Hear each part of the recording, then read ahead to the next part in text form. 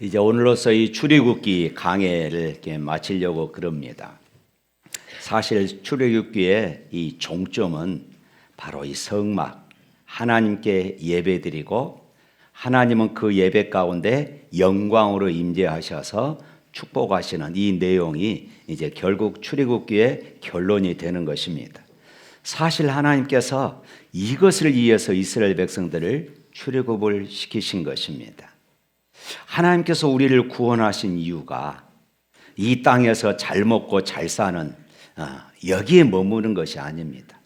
영원한 천국까지 우리의 이 땅에 우리의 모든 죄와 허물들을 용서하시고 영원한 천국으로 우리를 인도하시기 위해서 우리를 구원하신 줄로 믿습니다.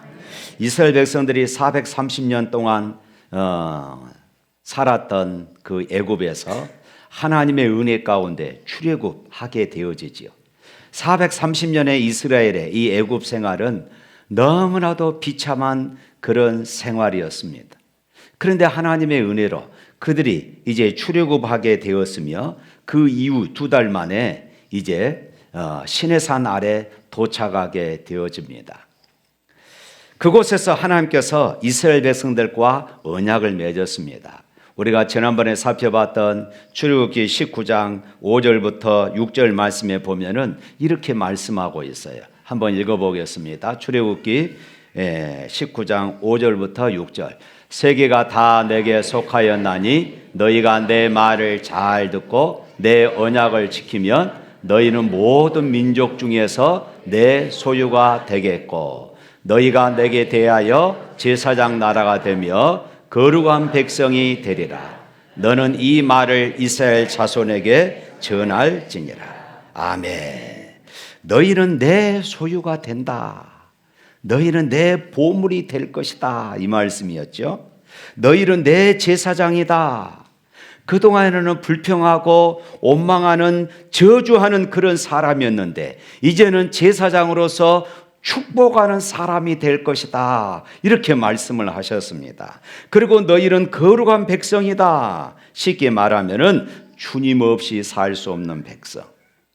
하나님이 언제나 그들과 함께 하시겠다는 그 약속이 여기에 포함되어져 있는 것입니다. 그리고 이어서 출애굽기 20장에 보면은 하나님은 이스라엘 백성들에게 십계명을 주십니다. 십계명을 주신 이유가 무엇입니까? 이제 하나님의 소유가 되었고 하나님의 제사장이 되었고 하나님의 거룩한 백성이 되었으니까 너희들은 이제 이렇게 살아야 된다 하는 그런 울타리를 주신 것입니다.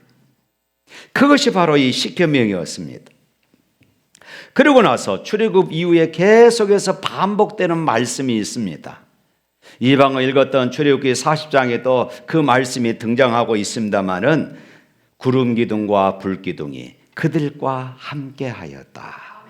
그 말은 하나님이 그들과 함께 동행하셨다. 이 말씀입니다. 사랑하는 성도 여러분, 우리가 무엇을 가졌느냐, 많은 것을 가졌느냐, 이것이 행복의 기준이 아니라 누구와 함께 있느냐, 이것이 우리의 행복의 기준이에요. 내가 좋아하는 사람과 함께 있으면요, 행복해요.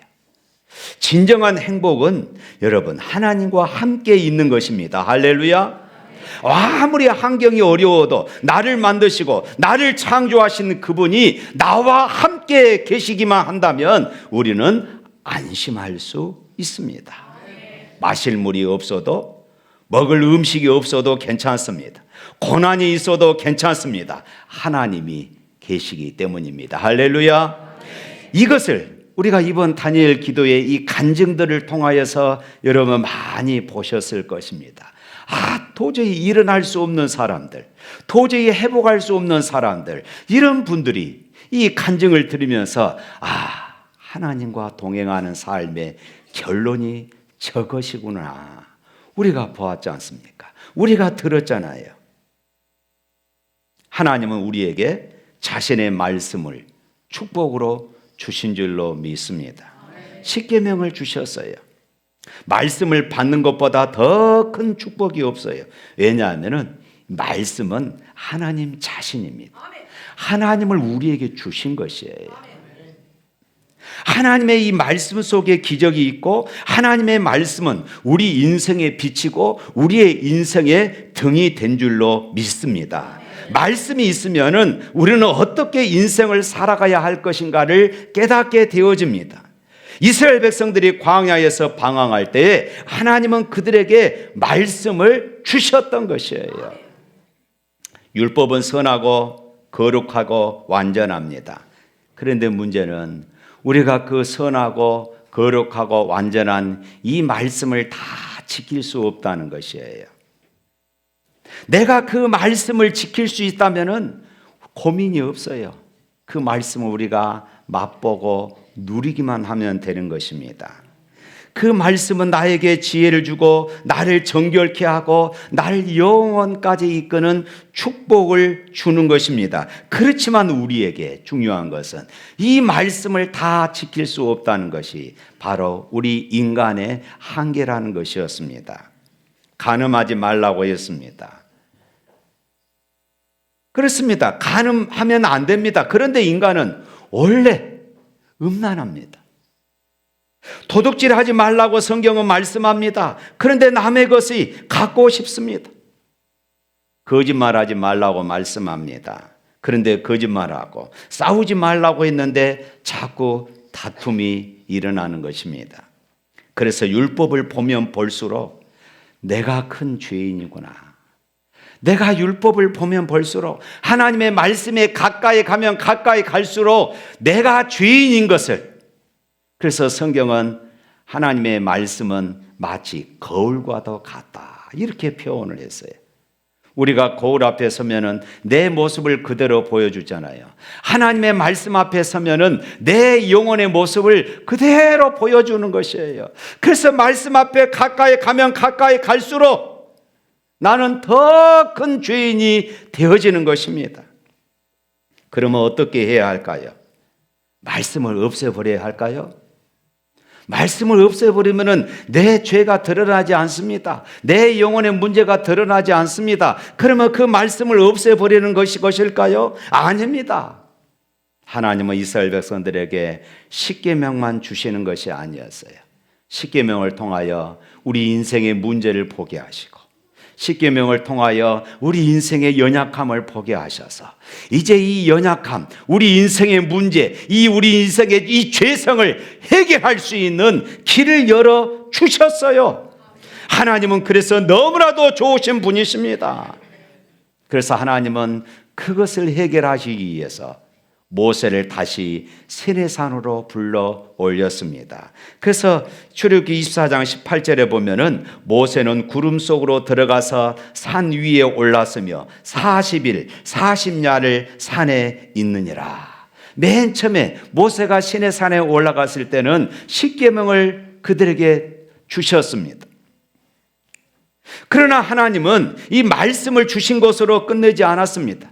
아까 말씀드렸던 것처럼 이 말씀만 받은 인간은 절망하기 때문에 하나님은 다시 모세를 시내산으로 부르셔서 하나님의 비밀을 그들에게 가르쳐 주십니다. 바로 그것이 성막입니다. 그래서 성막은 오늘 우리들에게 축복이 되는 줄로 믿습니다.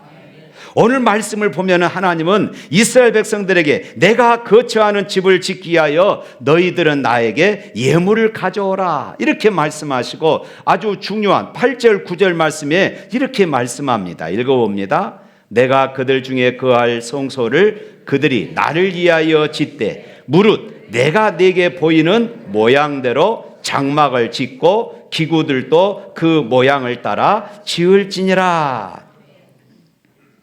이 성소라고 하는 이 이름을 때로는 성막이라고 하고 때로는 장막이라고도 하고 때로는 해막이라고도 이렇게 불려집니다.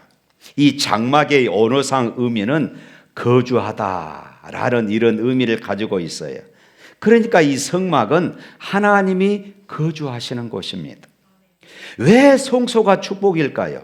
하나님이 그 안에 계시기 때문입니다. 하나님을 만나는 것보다 더 큰 축복이 어디 있습니까? 그동안 하나님이 어디 계셨을까요? 물론 하나님은 영이시기 때문에 편재하신 분이셔요.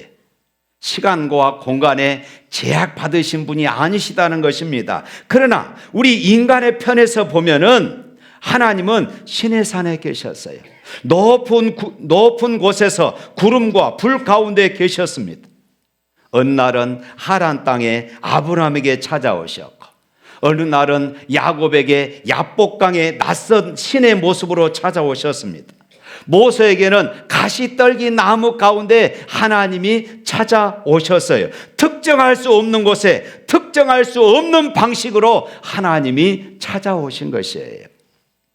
그런데 이제 하나님께서 자신의 거처를 이 장막에 두시겠다고 말씀하시는 것입니다.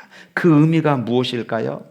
이제 하나님께서 인간들과 함께 하겠다는 약속이에요. 할렐루야. 인간들이 손쉽게 하나님을 만날 수 있고 하나님을 찾을 수 있도록 그렇게 하셨다는 말씀입니다. 성막의 축복이 무엇인지 아십니까? 율법으로 절망하고 좌절하고 죄 지은 것을 용서받은 자리가 바로 성막이 되는 줄로 믿습니다. 만약에 성막이 없었다면 우리는 절망하고 말았을 것이에요. 말씀은 죄를 깨닫게 합니다.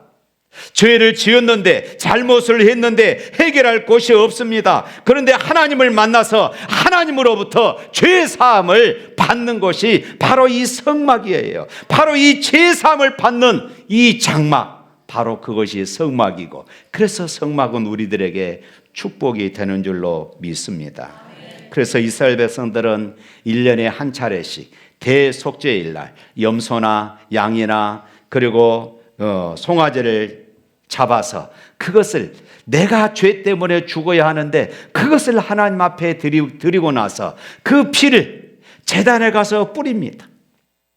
그렇게 해서 하나님은 내 죄를 용서받는 길을 열어 주신 것입니다. 그것이 바로 이 성막의 축복이 되는 것이에요. 그것뿐만이 아닙니다. 성소에 들어가면은 그동안 하나님께서 행하신 모든 일들을 감사하는 마음이 생기게 하십니다.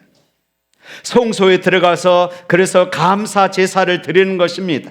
하나님께 경배하고 예배하고 찬양하고 싶을 때에 그 성소에 들어가서 예배하고 경배하고 찬양하게 되는 것이에요. 따라서 성소에 들어가면요, 죄 용서함을 받게 되어지고, 성소에 들어가면은요 감사가 넘칩니다. 성소에 들어가면은 경배하게 되고 찬양이 흘러 넘치는 것입니다. 그것을 통하여 하나님은 나를 다시 새롭게 하시고 나를 거듭나게 해 주셔서 그 더럽고 추잡하고 형편없던 나를 깨끗이 씻겨 주셔서 세상으로 돌려보내는 줄로 믿습니다. 바로 이러한 축복 때문에 이스라엘 백성들은 광야 40년 동안 안심하면서 살아갈 수 있었던 것이에요. 사랑하는 성도 여러분, 이 광야의 40년 동안 축복받았던 성소가 바로 이 오늘날의 교회인 줄로 믿습니다. 여러분은 예수 믿고 구원 받으셨습니까? 다시 한번, 여러분들은 예수를 믿고 구원 받으셨습니까?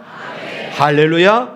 그렇다면 만약에 교회가 없다면 어떻게 되겠습니까? 내가 분명히 예수님을 믿고 구원받은 확신이 있는데 교회가 없다면 어떻게 되겠습니까? 우리는 방황할 수밖에 없어요. 자기가 예배 드리는 제단, 자기가 위로받을 것, 자기가 치유받을 것, 자기가 회복받을 것이 없다면 우리는 예수 믿지 않는 사람들과 똑같이 방황할 수밖에 없는 것이에요. 축복 중에 축복은 여러분들이 나와서 예배 드릴 수 있는 곳이 있다는 것입니다. 기도하고 눈물을 흘리고 하소연하고 하나님으로부터 용서를 받고 위로를 받고 회복을 받고 다시 세상에 나가서 찬송하며 살아갈 수 있는 이 장소가 있다는 것인 줄로 믿습니다. 바로 그것이 교회입니다. 저는 이런 의미에서 우리 샘물교회가 여러분들에게 준 책임이 얼마나 큰가를 매일 실감하고 살아갑니다. 교회가 불행하면 여러분 개인의 생활도 영적인 생활도 불행합니다. 그러나 교회가 행복하면은 내 개인 생활도 내 영적인 생활도 행복해집니다. 교회가 시끄러우면요, 내 영적인 생활이 시끄러워질 수밖에 없어요. 그런데 교회에서 날마다 기적이 일어나고 축복이 넘치고 찬송이 흘러 넘치고 예배가 이루어지면 또 그 예배를 잘 드리고 나면은 일주일이 행복하게 될 줄로 믿습니다. 말씀 한번 받으면, 은혜 한번 받으면은 그 말씀이 한 주간에 나를 살만나게 하는 줄로 믿습니다. 이것이 바로 교회이고 이것이 바로 성막이었던 것입니다. 그래서 이스라엘 백성들은 이 성막 때문에 40년 동안을 넉넉히 버티며 살아갈 수 있었던 것입니다. 사랑하는 성도 여러분, 그렇다면 이 교회가 무엇일까요?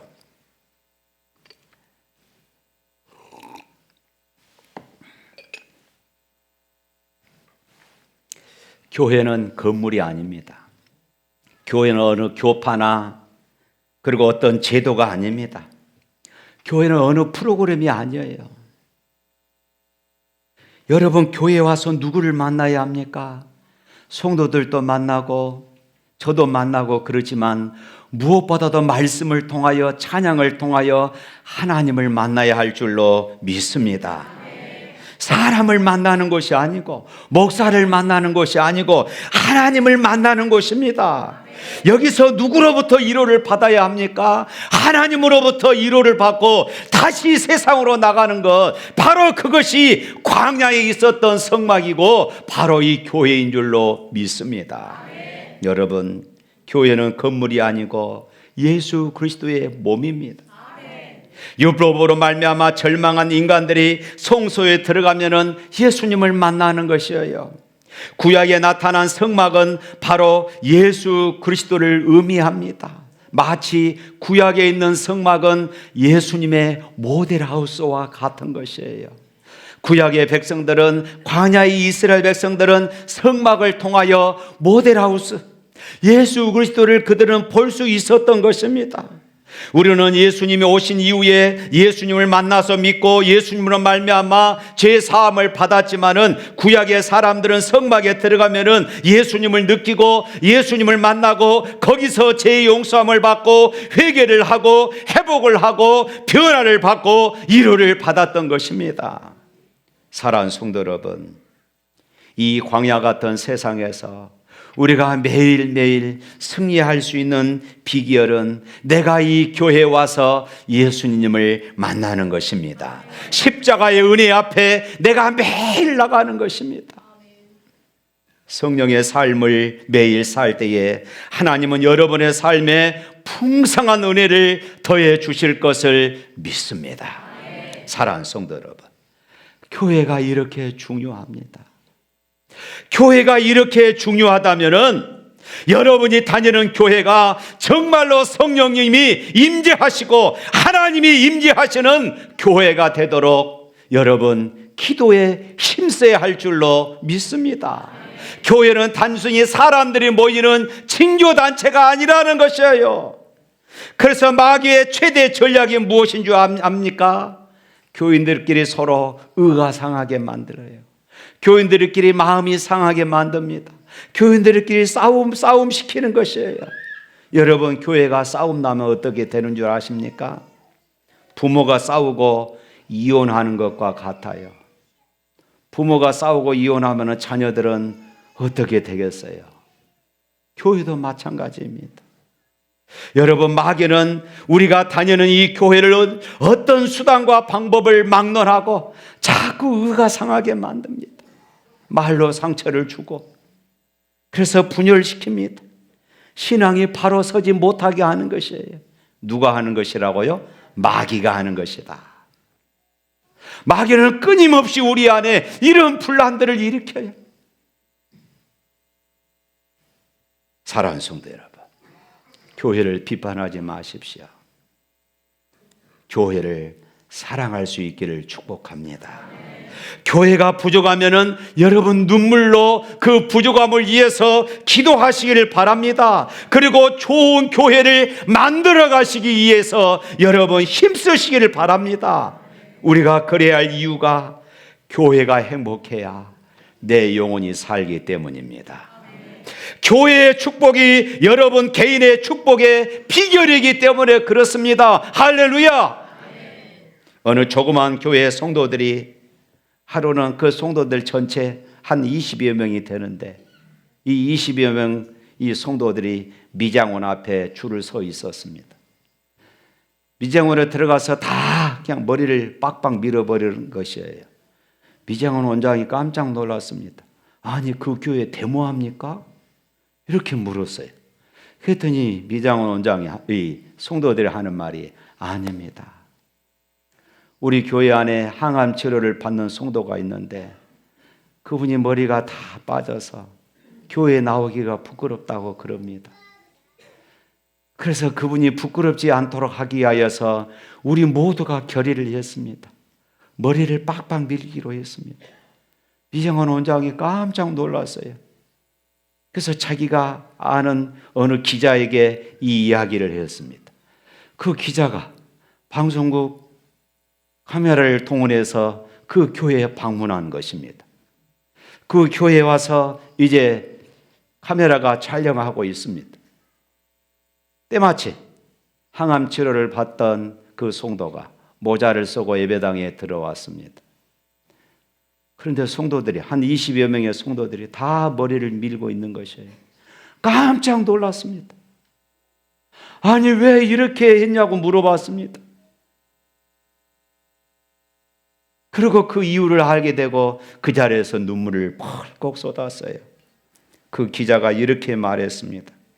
나는 크리스찬이 아닙니다. 그러나 언젠가 내가 교회를 나간다면 이런 교회에 나가겠습니다. 할렐루야.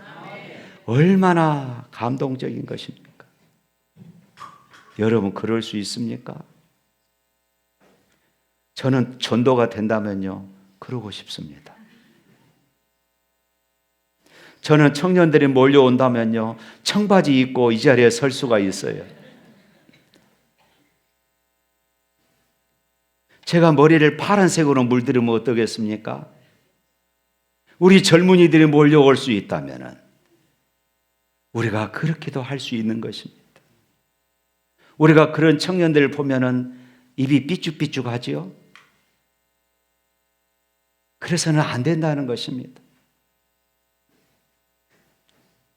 여러분이 다니는 신물교회를 눈물이 있고 기도가 있고 사랑이 있고 감사가 있고 위로가 있고 축복이 있는 교회로 만들 때에 이 광야 같은 세상은 축복의 도시로 변화될 줄로 믿습니다. 예수 그리스도는 이 성막의 주인이시고 예수 그리스도는 이 교회의 주인 되시는 줄로 믿습니다. 예수 그리스도가 높여질 때에 여러분의 삶의 고통과 염려와 근심과 걱정이 있다 할지라도 하나님의 축복은 계속해서 부어지게 될 줄로 믿습니다. 하나님께서 알려주신 대로 이제 모세는 성막을 다 완성했습니다. 그랬더니 성막 완성이 다 되어지자 하나님의 영광이 구름 가운데 충만했어요. 우리 출애굽기 40장 34절 35절 말씀 다시 한번 읽어보도록 하겠습니다. 구름이 해막에 덮이고 여호와의 영광이 성막에 충만하매 모세가 해막에 들어갈 수 없었으니 이는 구름이 해막 위에 덮이고 여호와의 영광이 성막에 충만함이며. 솔로몬이 성전을 건축하고 나서도 이런 현상이 있었습니다. 열왕기상 8장 10절 11절 말씀 한번 또 읽어보겠습니다. 제사장이 성소에서 나올 때에 구름이 여호와의 성전에 가득하매 제사장이 그 구름으로 말미암아 능히 서서 섬기지 못하였으니 이는 여호와의 영광이 여호와의 성전에 가득함이었더라. 모세의 성막과 그리고 솔로몬의 성전에는 이와 같이 여호와의 영광이 성전에 가득하였던 것을 볼 수 있었습니다. 모세조차도, 제사장들조차도 감히 그 앞에서 얼굴을 들 수 없을 정도였습니다. 그만큼 하나님의 영광이 그곳에 가득했던 것이에요. 누가 이 하나님의 영광을 경험할 수 있습니까? 누가 이 하나님의 영광스러운 임재를 맛볼 수가 있습니까? 이 영광의 구름은 이스라엘 백성들이 홍해를 건너 수루, 마하라 그리고 엘림을 지나할 때에 늘 그들과 함께 하였습니다. 출애굽기 13장 21절에 보면은 여호와께서 그들 앞에서 행하사 낮에는 구름 기둥으로 그들을 길을 인도하시고 밤에는 불 기둥으로 그들을 비추게 하사 주야로 진행하시니. 출애굽 이후에 영광의 구름은 늘 이스라엘 백성들과 함께 하였던 것입니다. 그런데 여러분, 이 하나님의 영광의 구름이 이스라엘 가운데 떠난 적이 있었어요. 언제였을까요? 아론이 금송아지를 만들었을 때에 백성들이 그 금송아지 앞에서 벌거벗고 춤을 추며 우상에 빠졌을 때에 영광의 구름이 떠나버렸어요. 모세가 이스라엘 진영 밖에 해막을 만들어 놓고 그곳에서 기도했더니 진 밖에서 영광의 구름이 다시 임하게 되었지만 이스라엘 백성들의 진영 가운데는 영광이 들어오질 않았습니다. 그러다가 이제 출애굽기 40장에 하나님께서 말씀하신 대로 성막이 다 완공이 되어지자 그곳에 다시 하나님의 영광이 임한 것입니다. 이것은 하나님이 우상 숭배했던 이스라엘 백성들을 용서해 주시고 이스라엘 진영 한가운데로 다시 임하셨다는 것을 의미합니다. 하나님이 이들을 보호하시고 이제는 이들과 함께 가나안 땅까지 함께 들어가시겠다는 하나님의 강력한 의지를 엿볼 수 있는 그런 말씀이었습니다. 어느 시대에나 하나님의 백성이 하나님을 기쁘시게 하지 못할 때에 하나님의 임재는 떠나가 버렸습니다. 엘리 제사장 시대 때도 그랬습니다. 지금 한국 교회는 부흥기가 아니라고 말합니다. 한국 교회는 부흥기가 아니라 쇠퇴기라고 말합니다. 영광의 구름이 한국 교회의 진영 한가운데 있는 것 같지 않다고 말합니다. 이것은 한국 교회 목회자들의 문제이기도 하지만은 전반적으로 한국 교회의 성도들의 상황이 하나님을 기쁘시게 하지 못하기 때문이라고 이렇게 말씀을 합니다. 그래서 부흥이 떠나 있다는 것입니다. 오늘 말씀은 우리에게 큰 도전을 주고 있어요. 하나님의 영광스러운 임재를 경험하게 하여 주시옵소서. 하나님 다시 한번 이 교회 가운데 이 땅에 하나님의 영광의 부흥의 영광이 임하게 하여 주시옵소서. 이것이 오늘 우리들의 기도라는 말씀입니다. 이런 간절한 기도가 있을 때에 출애굽기 40장에 나타난 특별한 하나님의 임재의 영광이, 하나님의 부흥의 역사가 경험하게 될 줄로 믿습니다. 오늘 우리 모두에게 그런 은혜가 나타나기를 주님의 이름으로 축복합니다. 오늘 출애굽기 40장 38절 마지막 절에 이렇게 말씀합니다. 다 같이 한번 읽어보겠습니다. 낮에는 여호와의 구름이 성막 위에 있고 밤에는 불이 그 구름 가운데 있음을 이스라엘의 온 족속이 그 모든 행진하는 길에서 그들의 눈으로 보았더라. 할렐루야. 이 놀라운 축복이 우리 샘물교회 모든 성도들 위에, 우리 모든 성도들 가정들마다 일어나기를 주님의 이름으로 축복합니다. 우리 찬양하겠습니다.